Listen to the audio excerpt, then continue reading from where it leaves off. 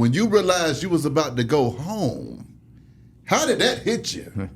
Again, another ton of bricks. Because what the decision, what I found out, what Sunday was Friday night, Saturday morning. That shit was, I mean, that's another thing. We didn't get, wasn't no build up. Yeah, bro, there wasn't no build up. And I was gone Monday. On a Friday. That's how quick. Yeah, we got the word Friday and we had to go pick him up Monday morning. Oh my God. March 18th we got the call. And March 20th is when we went and picked him up. I was on a plane. I guess got off a plane in New Orleans. And Brittany FaceTimed me, man, and just said Monday. It's the most crazy. It's the most surreal. I still get goosebumps. Bro. You got your FaceTime like, and she say Monday. I'm like, what? Like what? I was just man. Put the motion in. It happened like this. On the 16th. We got word that the government did not oppose, right? So that's one, the U.S. Attorney's Office. Yeah. They didn't oppose. That's how powerful that motion was. That right? really but we've been here before. I'm telling him, though, I'm like, hey, bro. I'm like, Pop, man, look, the government ain't opposed. I'm excited.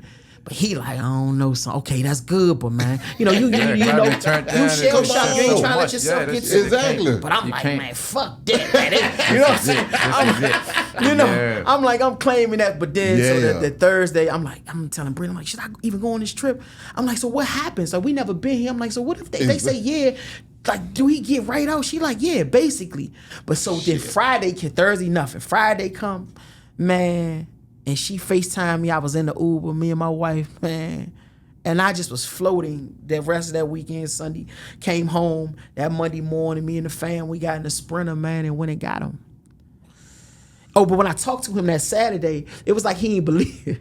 Yeah. I was like, I always say shit like, I'm coming to get you, big boy. But I was like, I'm coming to get you. You need to quit playing. It was an email. It was through the email when he said this shit. Right? I'm saying, she's like, are you projecting or are you, for real? I can't believe this shit. I can't, And then I had to immediately go get on the phone. I was like, son, what? He said, Dad, get your shit. I'll be there Monday to get you. Oh my God. Approve. I was like, I was on the phone. I was stunned. And motherfuckers looking at it, they ain't know what, but I was fucking stunned. I couldn't. It was so much happiness and joy, but it was just I was stunned, because man. Bro, so we talking about like, David and Goliath, bro. Exactly. Like I'll be forever talking about like he was supposed to die in prison, bro. Yeah. And they meant it. Shit. But we did it. Yeah, that abrupt change, though, because you go from being institutionalized to a free man in a matter of 4 days without even expecting it. Yeah. So what was that transition getting Dad home? And it's like he like, wait a minute, I've been in this thing for 30-something years, and then y'all want me out here to be free. Yeah, it's motherfucking sale. Exactly. It was a lot of funny shit, man. Habits that I had, and they was fucking with me. Yeah. Like, well, Dad, you ain't gotta worry about that. You ain't gotta do that shit no more. You home. You're free. Oh, you're free, man. Yeah. You know what I'm saying? But that freedom, we still, it will probably be remnants of that the rest of his life. Yeah. He was free 26 years. He was in prison 34. But I think also, this is real for, we can laugh and joke about a lot of stuff because like I came up in a world where that was people had always been coming home, and I work in this, right? Yeah. I think I was uniquely positioned. Yeah. Right, but there's other families who not. Yeah. And they getting somebody home that they thought they knew. Yeah. And it really that family reunification thing is tough. Shit, man. Yeah. A lot of families can't rebound from this. For me, it's like, man, we were so connected through the process. But I didn't expect, him to, the person who went in '89 to come home. Yeah. You know what I'm saying? Yeah. Or I knew it was gonna be some things that but also he's always, if anybody know him and who he was and how he was and all that, how he is, he was in front of everybody anyway. Yeah. So the 34, it obviously impacted him, but not as much as probably others because he was already ahead of us. Yeah. He learned things for you wouldn't, you know what I'm saying? But that is a reality of prison.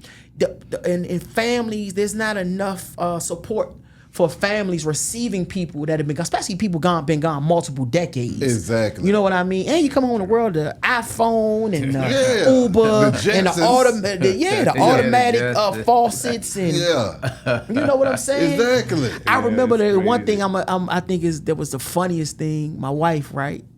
And man, God bless me. God has blessed me with my wife, bro. Yeah. My wife don't come from the world we come from. You know what I'm saying? And, you know, she love us to death. And what she, you know, I remember she hit me one day like, hey, she was like, I don't know, you know, how can I tell Daddy I cut the lights off? I said, what? Well, just tell me. She's like, nah, you know, she ain't trying to. She's like, she said, but he leave the lights on. I said, yes, well, you know, he come from a place where the lights ain't control. He okay, you control the lights. Yeah. She said, oh, shit. Like, damn, like, I ain't even think about it that way. Yeah. Like, the lights cut off, somebody else cutting the lights off where he came, you know, just think about something like that. Right? And that's basic, right? Yeah. Shit, but it's just, but it's significant, you know what I'm saying? Because when that light bill comes, it's like, I ain't there you got go. She like, come on, Dad. You know what I'm saying? But the process has been, you know, we living, you know, we living, fuck living the dream. We living a prayer, man. Yeah. For real, bro. Like every day, and I get up, I say, damn. You know, rather dropping them off at work or some shit. Yeah. Or when, you know, weekend we eating breakfast, my wife cooking for us, and the girl, me and my daughters. Like I dreamt of, I prayed for that home. You know what I'm saying? I prayed for that home. Yeah. It's still like, I'm like, yo, I hope I won't wake up. Like, you know what I mean? That's what I want to ask Senior. Waking up at home. Yeah. How many times did you wake up like, where the hell am I at? Yeah. Numerous times. It's starting to wear off now. Yeah. I'm getting a little bit. You know, I'm looking forward to seeing that sunlight come through the window and it not be coming through the bars. Yeah. You know, they got the bars all on the windows and shit. And, you know, not hearing the fucking keys all night and the light shining in your face. They count 4 or 5 times within the night.